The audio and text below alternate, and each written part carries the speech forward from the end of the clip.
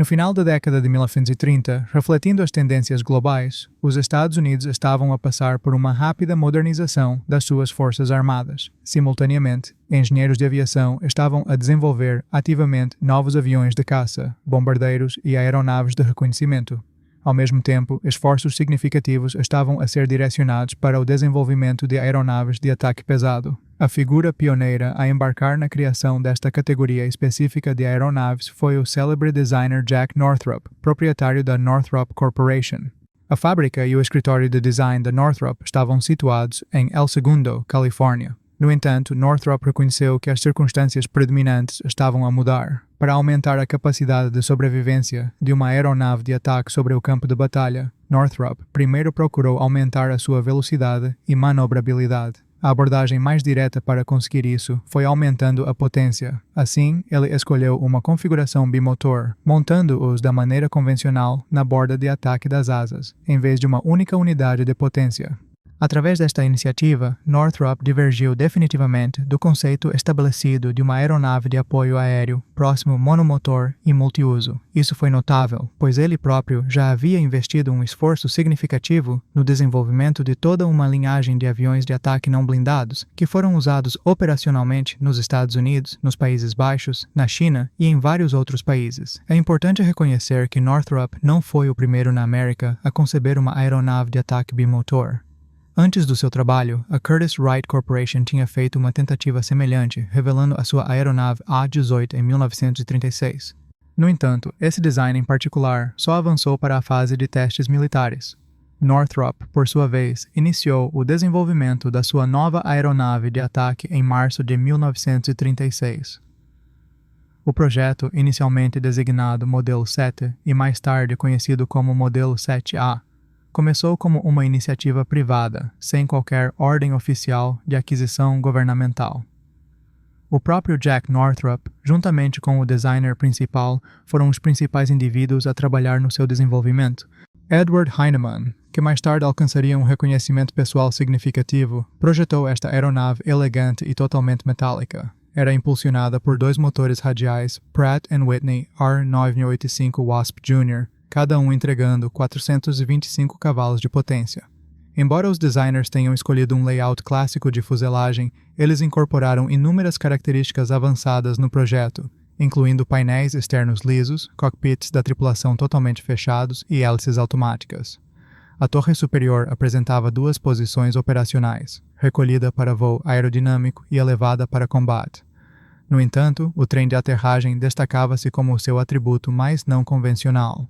Embora as rodas retráteis hidraulicamente não fossem uma inovação revolucionária, na época, este trem de aterragem em particular empregava uma configuração triciclo, em vez da configuração convencional de roda de cauda. A aeronave estava notavelmente equipada com um suporte no nariz. No campo de aviação, a aeronave mantinha uma postura nivelada, eliminando assim a necessidade de levantar a cauda durante a descolagem. Esta escolha de design constituiu uma inovação significativa.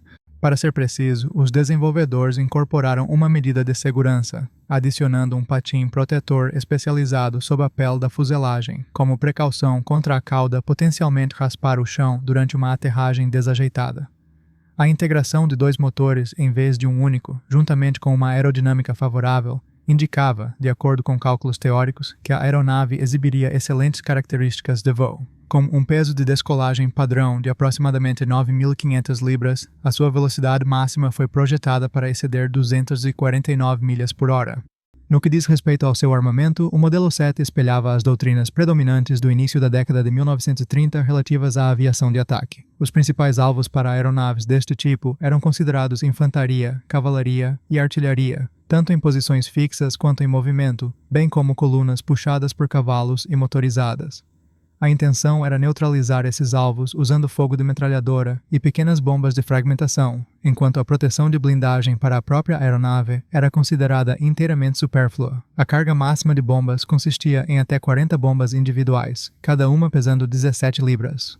Os designers optaram por alojar toda a carga de bombas dentro da fuselagem, uma decisão notavelmente progressiva para uma aeronave desta classificação naquele momento histórico. Esta configuração permitia uma redução do arrasto aerodinâmico e, consequentemente, velocidades mais altas ao operar sobre o campo de batalha.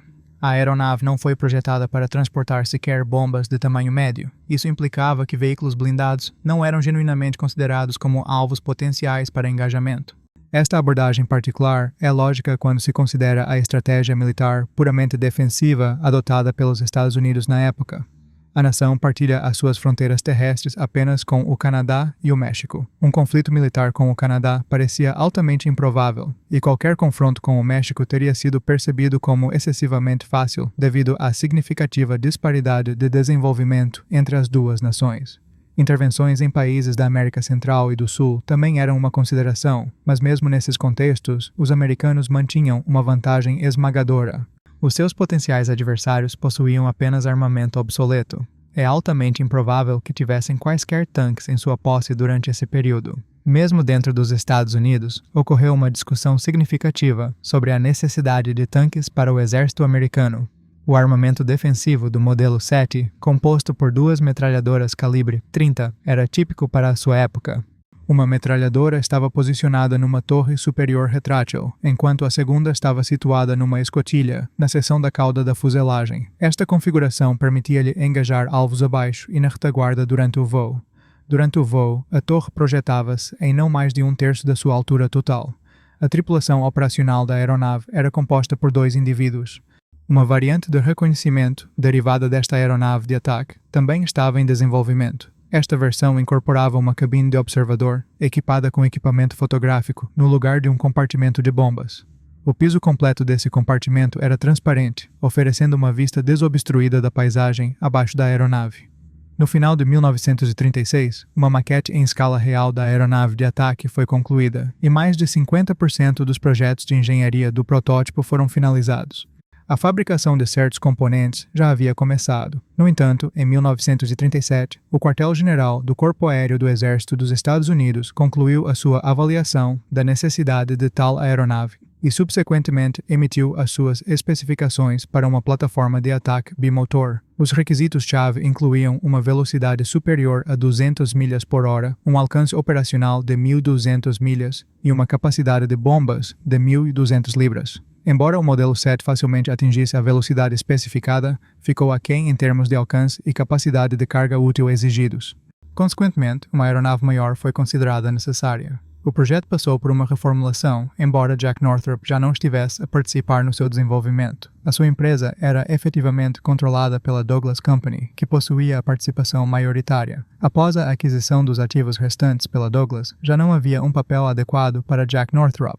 Não querendo trabalhar sob a direção de outros, ele apresentou a sua demissão. Subsequentemente, ele estabeleceu uma nova empresa que alcançou considerável sucesso ao longo de muitos anos. Significativamente, foi lá que o formidável P-61 Black Widow, um interceptor noturno pesado e bimotor, foi desenvolvido. Concomitantemente, a sua antiga organização transformou-se na Divisão L-2, liderada por Ed Heinemann.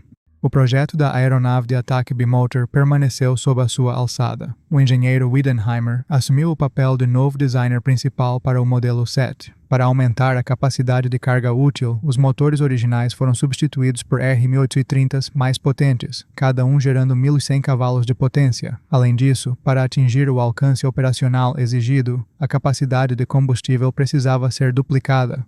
A carga de bombas acabou por superar os requisitos especificados, atingindo libras. Simultaneamente, a aeronave era capaz de implantar uma gama diversificada de armamento, desde uma única bomba, pesando quase libras, até 80 bombas de fragmentação menores. Cada uma pesando libras, 2 variações distintas da secção do nariz foram projetadas para esta aeronave. A variante inicial apresentava envidraçamento e foi projetada para um navegador. A segunda variante era sólida, abrigando um formidável armamento de 6 metralhadoras calibre .30 e 2 metralhadoras calibre .50. Para a versão equipada com navegador, 2 metralhadoras calibre .30 suplementares foram integradas em carenagens especializadas nas laterais do nariz. A variante envidraçada incorporava um painel plano na sua parte inferior, facilitando uma mira mais precisa durante as missões de bombardeamento. Estas secções do nariz eram facilmente intermutáveis, pois o seu ponto de fixação estava situado diretamente à frente do para-brisas do cockpit. Para fins defensivos, a aeronave estava equipada com 2 metralhadoras calibre .30, alojadas em torres retráteis, posicionadas tanto na fuselagem superior quanto na inferior. A primeira variante operava com uma tripulação de 3, enquanto a segunda exigia uma tripulação de 2. Em ambas as configurações, a secção do nariz da aeronave era mais alongada em comparação com o modelo 7A precedente. Esta modificação resultou num aumento do comprimento da fuselagem, enquanto a sua altura total sofreu uma ligeira redução. A empenagem foi elevada e o design do leme foi simplificado. Além disso, o conceito de uma variante de reconhecimento com uma parte inferior transparente foi abandonado. Designado como modelo 7B, este novo projeto foi submetido à Junta do Departamento de Guerra em julho de 1938. Esta aeronave competiu contra 4 projetos rivais: o Bell 9, o Martin 167F, o Stearman AH-100 e o North American NA-40. No entanto, o exército dos Eritreus permaneceu indeciso quanto a um vencedor naquele momento. Os fabricantes concorrentes foram instruídos a construir um único protótipo cada, às suas próprias custas, e apresentá-los para testes de voo até 17 de março de 1939. A Bell recusou estas condições e, consequentemente, retirou-se da competição. Por outro lado, Martin, Stearman e North American aceitaram o desafio. A Douglas também optou por prosseguir independentemente, assumindo os seus próprios riscos. Em 26 de outubro de 1938, o protótipo inicial do modelo 7B realizou o seu voo inaugural a partir de Mansfield, com o piloto John Cable nos comandos. Enquanto este bombardeiro de ataque estava a ser preparado para a competição, a sua conclusão aderiu às especificações do corpo aéreo, o que significa que permaneceu totalmente sem pintura. A aeronave exibia uma superfície de alumínio polido e sem pintura, marcada apenas por uma faixa de aviso vermelha pintada nas laterais da fuselagem, alinhada com o plano de rotação da hélice. No entanto, todas as insígnias exigidas estavam presentes: estrelas brancas dentro de um disco azul, com um ponto vermelho central. O leme era adornado com riscas vermelhas e brancas, acompanhadas por uma risca azul vertical ao longo da sua borda dianteira. A única omissão eram os números de série militares, pois o exército ainda não tinha adquirido formalmente esta aeronave. Durante os testes de fábrica, a aeronave operou com 2 variantes de secção do nariz intercambiáveis. Demonstrou uma velocidade impressionante, excedendo 298 milhas por hora, uma agilidade soberba para uma aeronave bimotor, e provou ser altamente manobrável, sem quaisquer problemas imprevistos. Após vários voos, as pontas da empenagem foram ligeiramente viradas para cima para melhorar a estabilidade. No entanto, a probabilidade de vender o modelo 7B aos militares americanos parecia desfavorável. No entanto, a ajuda surgiu de uma fonte imprevista. Uma comissão de compras francesa manifestou interesse na nova aeronave. A Força Aérea Francesa estava a passar por um programa significativo de rearmamento, preparando-se para o confronto inevitável com a Alemanha de Hitler. Embora a França possuísse os seus próprios projetos bem-sucedidos para bombardeiros e aeronaves de ataque, as suas fábricas não possuíam a capacidade de fabrico para fornecer rapidamente às suas forças equipamento moderno. Consequentemente, foram obrigados a procurar aeronaves de fontes estrangeiras. Por razões óbvias, a Alemanha não era considerada um fornecedor potencial. Os britânicos enfrentavam uma situação semelhante à dos franceses. Eles próprios estavam a passar por uma escassez de armamentos e, embora tivessem conseguido obter algum material da Itália e dos Países Baixos, isso provou ser insuficiente. Entre as nações proeminentes na aviação, apenas os Estados Unidos mantinham capacidade de fabrico disponível. Isso tinha um custo considerável. Aeronaves do exterior eram aproximadamente 2 vezes mais caras do que as produzidas na Europa. No entanto, a situação internacional ditava o seu curso de ação. Era inviável economizar na defesa nacional. Representantes franceses embarcaram numa visita a fábricas e escritórios de design americanos, esforçando-se para garantir projetos promissores antes dos britânicos, que estavam envolvidos em esforços idênticos. Os franceses também visitaram El Segundo, onde observaram o protótipo do modelo 7B tanto em exposição estática quanto em demonstração de voo. A aeronave cativou muito os membros da comissão. Beneficiou significativamente o facto de este avião ainda não ter sido adotado pelos próprios Estados Unidos. Pelo contrário, poderiam ter tido a venda negada ou encontrado restrições severas, com preferência concedida aos militares domésticos. Os representantes da comissão receberam a garantia de um voo de demonstração, com um observador francês a bordo. Isso exigiu a autorização do Departamento de Guerra dos Estados Unidos, que eles obtiveram bastante rapidamente. A partir do final de dezembro de 1938, o modelo 7B realizou múltiplos voos com especialistas franceses a bordo. Em 23 de janeiro de 1939, John Cable voou com um passageiro a bordo, o capitão da Força Aérea Francesa Maurice Chamedlin. Os restantes membros da comissão observaram o voo do solo. A uma altitude aproximada de 1.300 pés, a aeronave voou sobre o aeródromo, realizando manobras de inclinação para a esquerda e para a direita antes de inverter o seu curso. John Cable desativou então o motor direito, tentando ganhar altitude usando apenas o restante. Os eventos precisos que se seguiram nunca foram definitivamente estabelecidos. Algumas testemunhas oculares afirmaram que o motor, de alguma forma, não conseguiu atingir a sua potência operacional total. O avião subsequentemente perdeu velocidade e entrou em stall.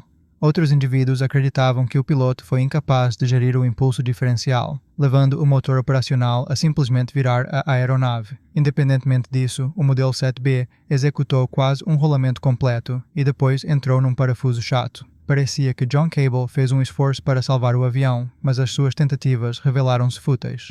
De uma altitude de aproximadamente 300 pés, ele ejetou e ativou o cordão de acionamento do seu paraquedas. Maurice Chamidlin, no entanto, não teve tempo suficiente para sair da fuselagem confinada. A sobrevivência de Cable não foi possível. A altitude era demasiado baixa, impedindo que o velame do paraquedas se abrisse completamente. O piloto sucumbiu aos seus ferimentos no impacto. A aeronave caiu no estacionamento da fábrica da North American, em Inglewood, diretamente em frente aos funcionários que acabavam de sair da oficina para a pausa do almoço. Foram estes trabalhadores que descobriram o francês ferido, mas ainda vivo, entre os destroços. Paul Chamidlin foi transportado para a ambulância numa secção destacada da barbatana da cauda da aeronave. Este incidente subsequentemente atraiu um escrutínio indesejado da imprensa. Paul Chamidlin foi imediatamente identificado como um agente de inteligência estrangeiro. No Senado, apanhado entre fações isolacionistas e aqueles que defendiam uma política mais equilibrada em torno do presidente Franklin Roosevelt, o governo visava evitar um escândalo público. Consequentemente, tinham sido feitos esforços para manter estrito sigilo sobre a visita dos representantes de aquisição britânicos e franceses. No entanto, nem mesmo o acidente deteve a delegação francesa. Apenas 3 semanas depois, em fevereiro, eles finalizaram uma encomenda de 100 aeronaves de ataque. No entanto, a comissão estipulou os seus próprios requisitos, que divergiam um pouco do conceito de design inicial. Dado que os franceses viam esta aeronave estritamente como um bombardeiro, procuraram aumentar o seu alcance operacional e capacidade de transporte de bombas.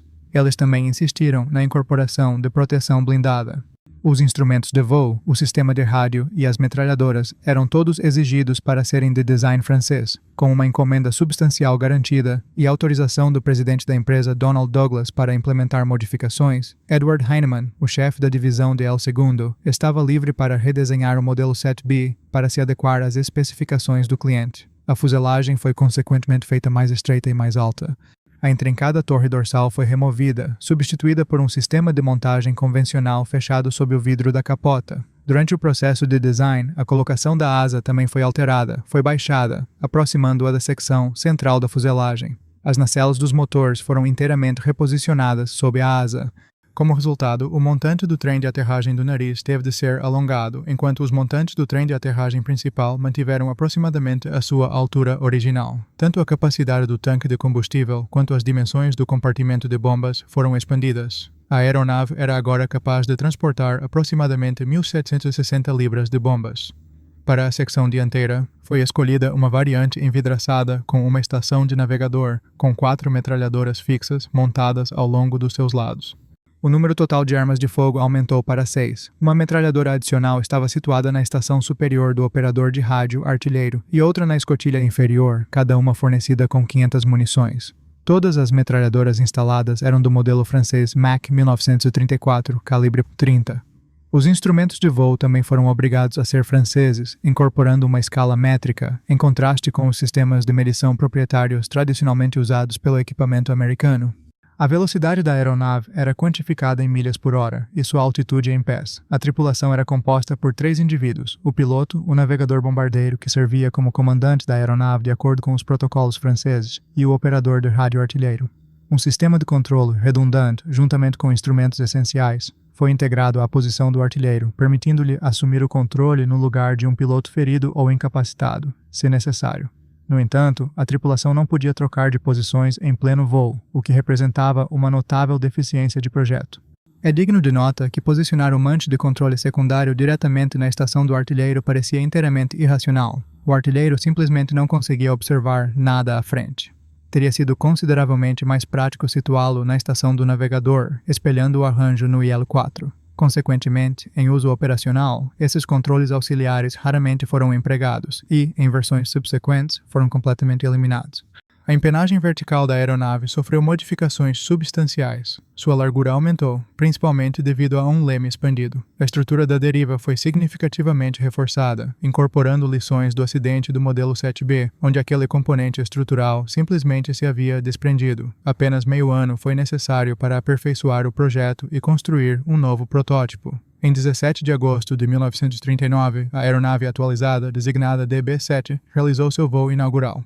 Em outubro daquele ano, delegados franceses haviam aprovado o bombardeiro de produção inicial, que foi fabricado na instalação de El Salvador. No mesmo mês, o governo francês finalizou um novo contrato com a corporação Douglas para o fornecimento de 170 aviões. Esta remessa subsequente pretendia variar consideravelmente da inicial, particularmente no que diz respeito aos seus motores. Enquanto os primeiros 100 bombardeiros DB-7 incorporavam motores R-1830 SC-3G, cada um entregando 1.000 cavalos de potência com supercompressores básicos de uma velocidade, as 170 aeronaves seguintes estavam programadas para serem equipadas com o modelo R-1830 S3C4G. Essas unidades apresentavam supercompressores de 2 velocidades, melhorando seu desempenho em altitudes elevadas e permitindo maiores velocidades. Um benefício adicional foi oferecido pelos inovadores carburadores de injeção Stromberg. A potência máxima dos motores atualizados aumentou para 1.200 cavalos de potência, um aumento em relação aos 1.100 cavalos de potência da variante anterior. No entanto, os novos motores sofreram atrasos na entrega, levando os compradores a consentir que os bombardeiros fossem montados com as especificações mais antigas. Consequentemente, as 30 aeronaves iniciais da encomenda subsequente também foram equipadas com os motores SC-3G. Foi apenas numa fase posterior que a instalação de fabricação adquiriu as novas unidades S3C4G e começou a sua instalação nas fuselagens. Em outubro de 1939, após o início da Segunda Guerra Mundial, a França fez uma encomenda de mais bombardeiros. Essas aeronaves em particular representavam uma nova variante, designada DB-7A. A alteração principal envolveu a incorporação de motores Wright R2600 e 5B inteiramente novos. A integração desses motores potentes exigiu nacelles redesenhadas e alongadas, juntamente com modificações nos sistemas de admissão de ar e de exaustão. A adoção dos motores Wright resultou num aumento significativo de empuxo, com cada unidade gerando 1.600 cavalos de potência. Este aumento na potência de saída exigiu alterações na seção da cauda da aeronave. A área da superfície do estabilizador vertical foi ampliada, tornando-o mais largo e mais alto.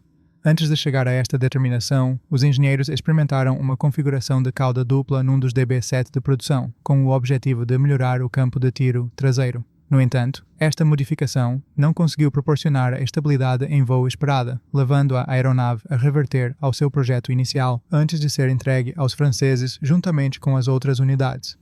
Além disso, o modelo DB-7A apresentava pequenas melhorias no seu sistema de retração e extensão do trem de pouso. As capacidades ofensivas do DB-7A foram aumentadas por 2 metralhadoras fixas, posicionadas nas seções traseiras das nacelles dos motores. Essas armas foram calibradas de modo que suas trajetórias de bala se cruzassem num ponto específico atrás da empenagem da aeronave. Abordando o ponto cego traseiro, até o período da rendição da França, aproximadamente 75 desses bombardeiros haviam sido despachados com sucesso. Os franceses formalizaram o acordo final em 18 de maio de 1940, altura em que as forças alemãs já haviam rompido suas defesas e estavam avançando profundamente no país. A aquisição envolveu uma remessa de aeronaves DB-73. Essa nomenclatura significava que representava a terceira iteração do DB-7 adquirido pela França. Este modelo, em particular, pretendia apresentar uma seção de nariz estendida, o que teria tornado o cockpit do navegador mais espaçoso e propício às operações, além de receber vidros atualizados. No entanto, nenhum DB-73 jamais partiu para o seu ponto de entrega pretendido.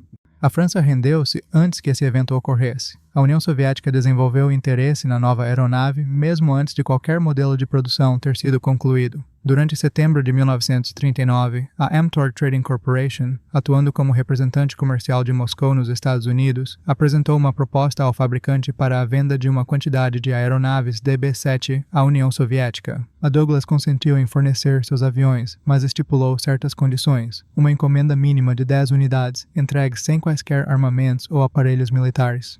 Com essa configuração específica, a aeronave apelou principalmente a designers e engenheiros soviéticos. No entanto, a liderança militar pressionou pela aquisição de 10 DB-7s, completamente equipados para a guerra.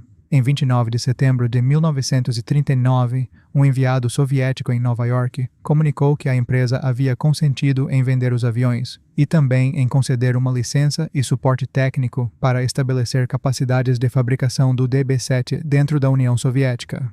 Concomitantemente, as discussões progrediam com a Wright sobre um acordo de licenciamento para o motor R2600, e até o mês de outubro, a redação definitiva do acordo já havia sido estabelecida. Parecia altamente provável que este bombardeiro de fabricação americana fosse de fato comissionado na Força Aérea Soviética. As discussões persistiram sem interrupção até o início das hostilidades com a Finlândia. Imediatamente após o seu início, o presidente Franklin Roosevelt declarou um embargo moral a todas as entregas à União Soviética. Subsequentemente, as corporações americanas começaram individualmente a anular os contratos que haviam previamente concluído com a União Soviética.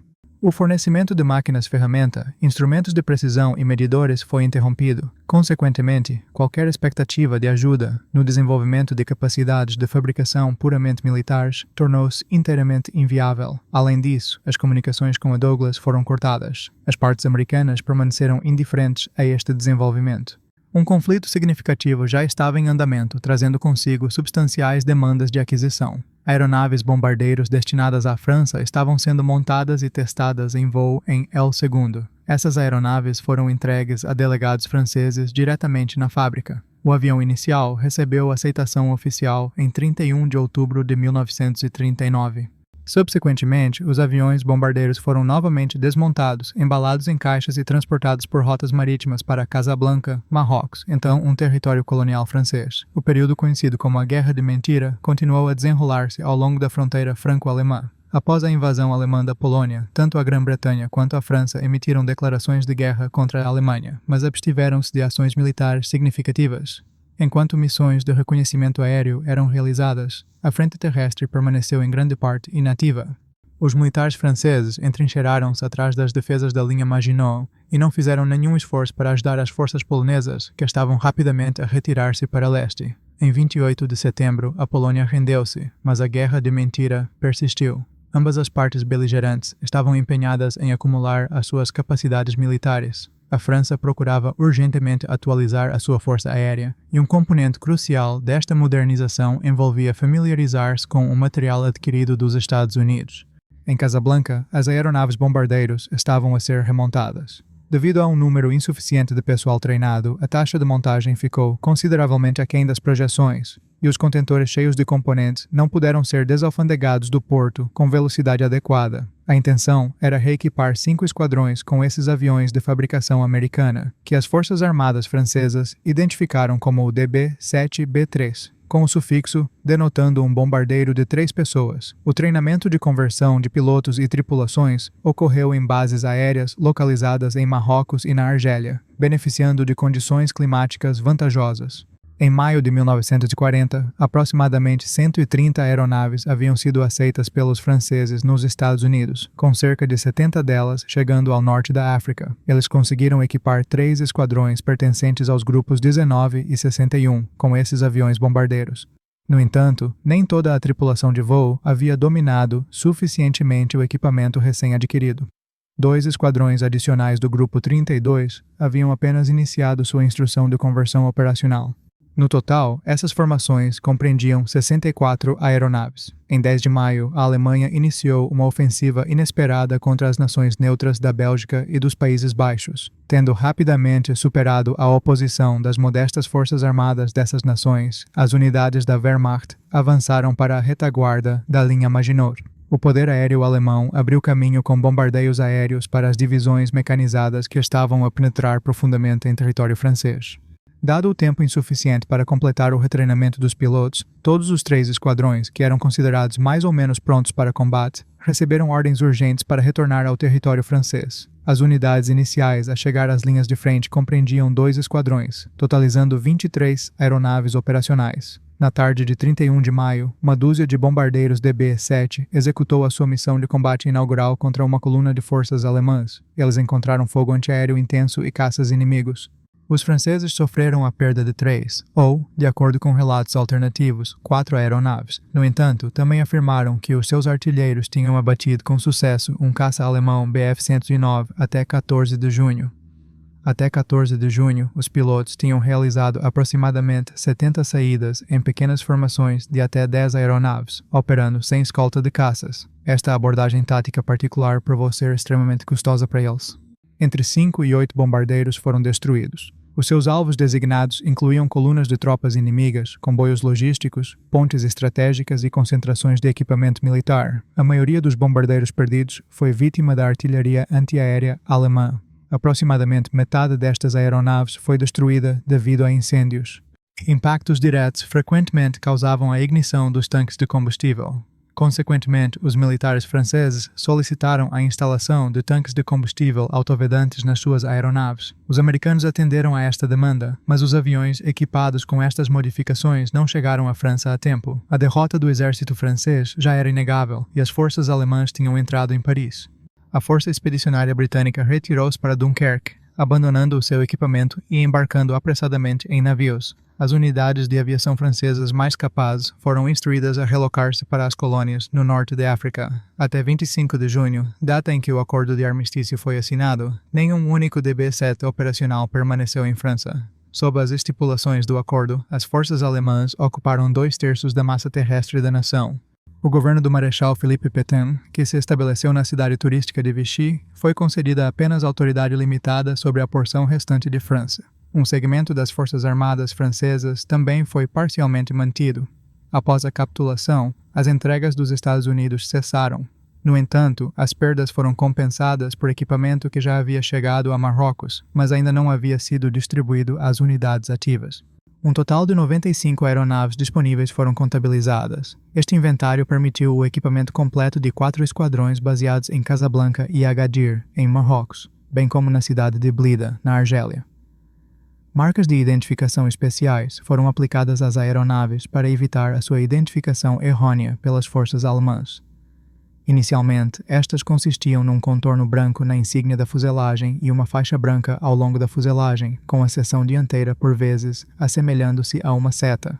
Posteriormente, um esquema de pintura amarelo brilhante foi adicionado à cauda e, eventualmente, as superfícies da cauda e a carenagem do motor começaram a apresentar listras amarelas e vermelhas. O primeiro-ministro britânico Winston Churchill nutria preocupações de que a frota francesa pudesse alinhar-se com as forças alemãs, representando assim uma ameaça estratégica significativa. Consequentemente, em 24 de setembro de 1940, ele ordenou um ataque a navios navais franceses, posicionados ao largo da costa argelina. Aeronaves britânicas baseadas em porta-aviões lançaram, subsequentemente, um ataque contra eles.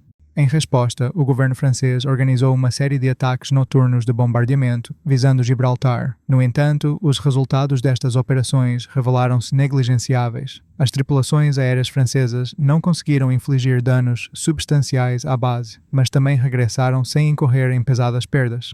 Apenas uma aeronave DB-7 foi abatida por um caça britânico Hurricane. As aeronaves de bombardeamento francesas permaneceram estacionadas no norte de África até o desembarque das forças aliadas em novembro de 1942.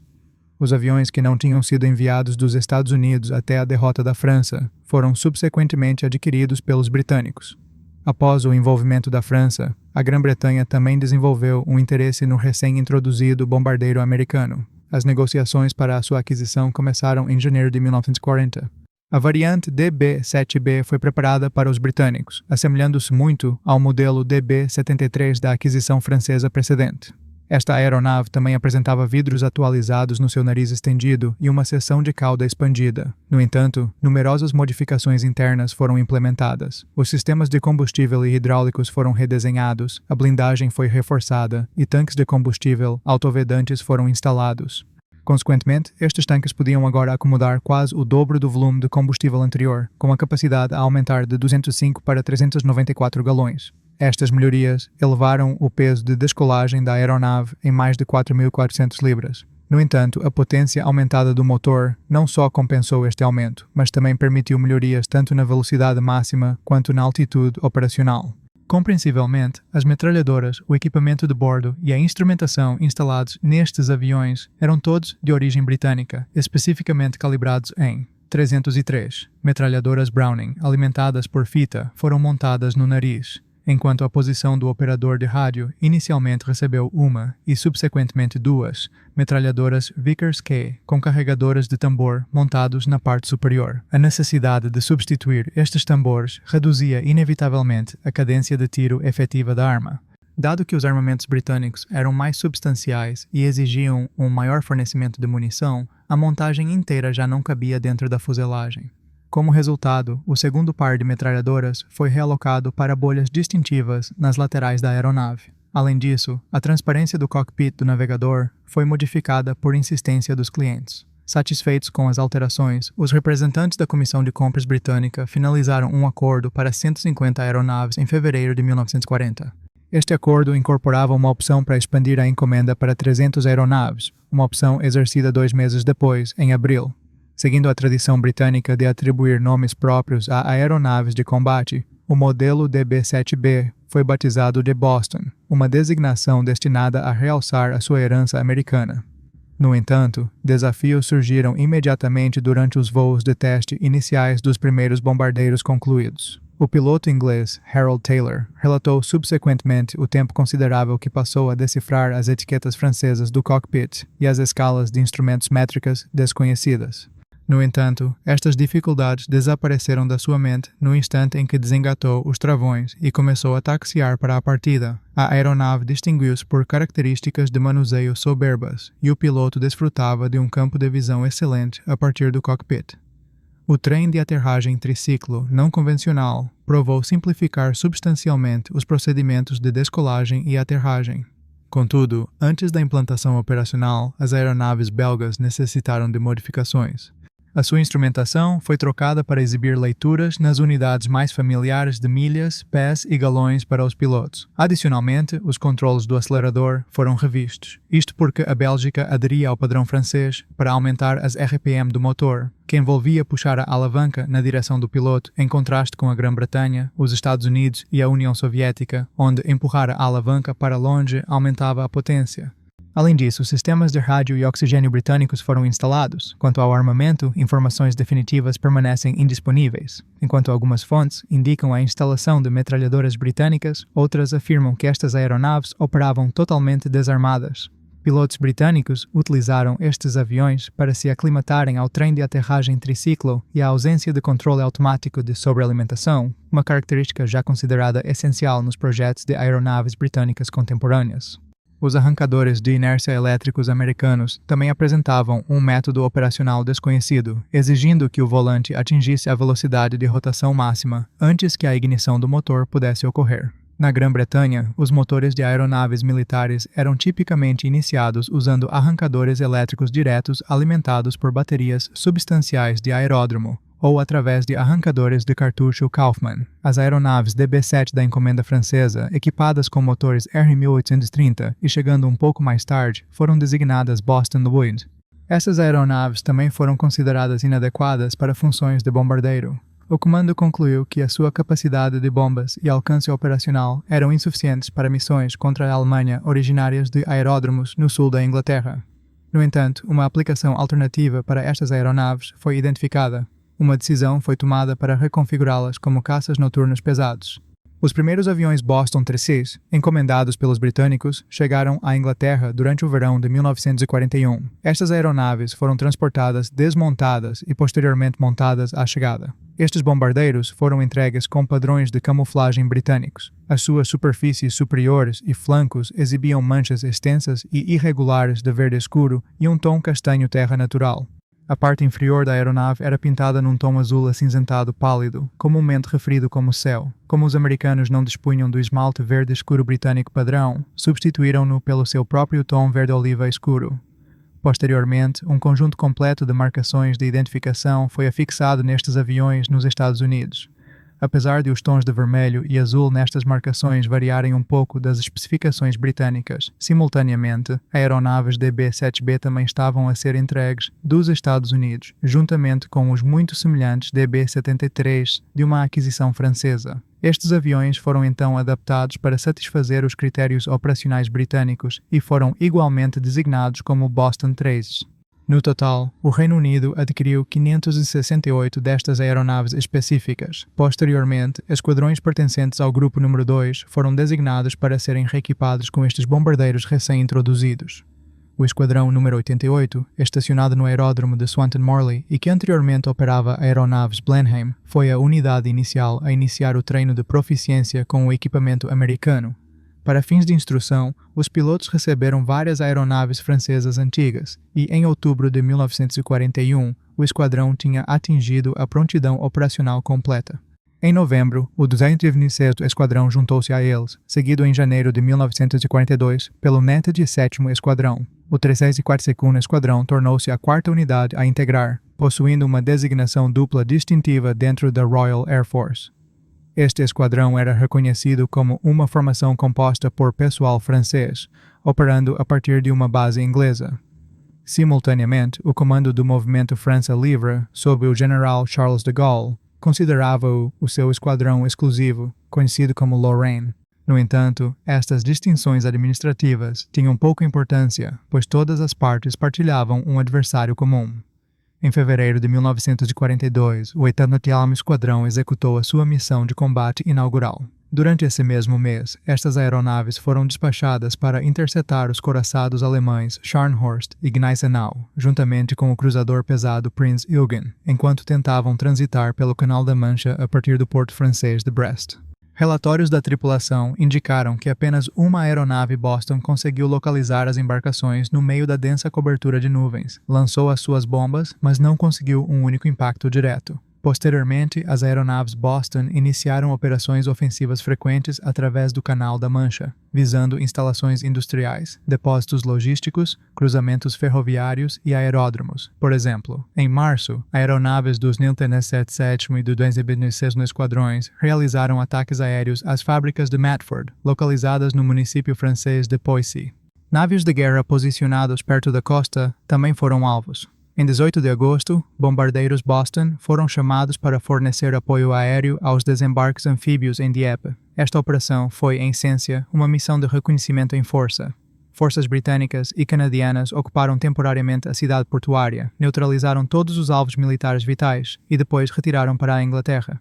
Antes do início da operação, forças aéreas realizaram bombardeamentos contra a artilharia costeira alemã e estruturas defensivas. As baixas resultantes foram substanciais. O fogo antiaéreo inimigo abateu 9 bombardeiros e mais 2 aeronaves danificadas caíram durante as suas tentativas de aterragem no aeródromo de Middle Wallop.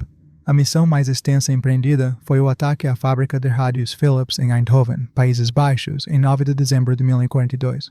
Este complexo industrial em particular já tinha sido alvo de vários ataques aéreos. Um total de 96 bombardeiros participou nesta operação, sendo 47 deles da variante Boston. Grupos individuais de aeronaves foram alocados a objetivos distintos dentro do extenso complexo fabril. O 80º Esquadrão liderou a onda de assalto inicial. Com o objetivo de alcançar a surpresa tática, tanto os bombardeiros quanto os seus caças de escolta Spitfire mantiveram uma altitude excepcionalmente baixa enquanto voavam sobre o mar. As aeronaves Boston chegaram acima do seu alvo designado precisamente ao meio-dia. As aeronaves atravessaram o local da fábrica a uma altitude aproximada de apenas 165 pés, tornando um alvo falhado virtualmente improvável. As aeronaves foram protegidas da fragmentação da sua própria munição por espoletas de ação retardada. No entanto, danos substanciais resultaram de intensas barragens de armamento antiaéreo leve alemão. A Grã-Bretanha sofreu a perda de 14 aeronaves, entre elas 5 Bostons. No entanto, evidências fotográficas de uma aeronave de reconhecimento Mosquito que seguiu os bombardeiros verificaram que a instalação industrial tinha sofrido danos extensos.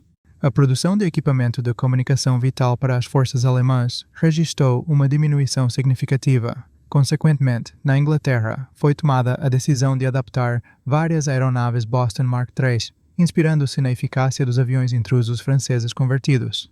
Certas aeronaves foram equipadas com um casulo de armas ventral contendo 4 canhões Hispano de 20 mm. Estes aviões, em particular, não foram configurados para transportar bombas. Estas aeronaves existiam em duas versões distintas, diferenciadas pelo tipo específico de canhões montados. A iteração anterior recebia munição de um carregador de tambor em forma de cone truncado, enquanto a versão posterior empregava uma alimentação por fita metálica originária de contentores de munição. Esta última configuração permitia uma maior capacidade de munição. O 417º Norton Esquadrão Canadiano começou a utilizar estas aeronaves a partir de novembro de 1941. As suas missões de combate operacionais começaram em março do ano seguinte. Em julho de 1942, o 605º Esquadrão iniciou a sua conversão para estas aeronaves idênticas, finalizando esta transição em fevereiro de 1943. Simultaneamente, o 407º Esquadrão fez a transição para operar aeronaves Mosquito. Durante setembro, 3 aviões Boston foram equipados com o sistema de luz de turbina.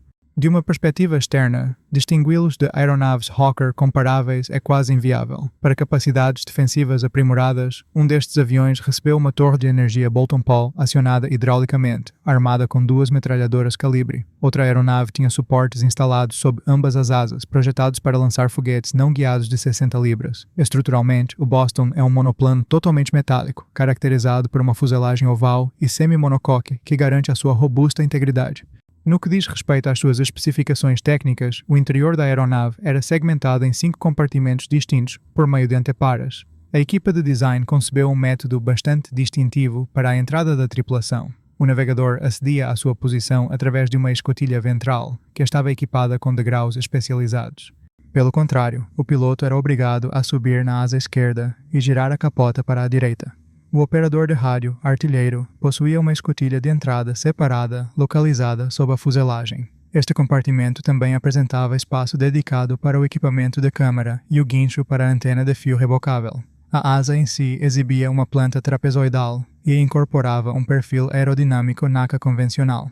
A sua construção empregava um design de revestimento resistente, implicando que a pele externa lisa contribuía ativamente para a estrutura de suporte de carga da aeronave. Uma característica notável dizia respeito ao conjunto da cauda. O tubo de medição de velocidade, ou tubo de pitot, estava afixado precisamente no ápice do estabilizador vertical, conferindo uma aparência altamente reconhecível a esta aeronave. O sistema de trem de aterragem merece um exame particular.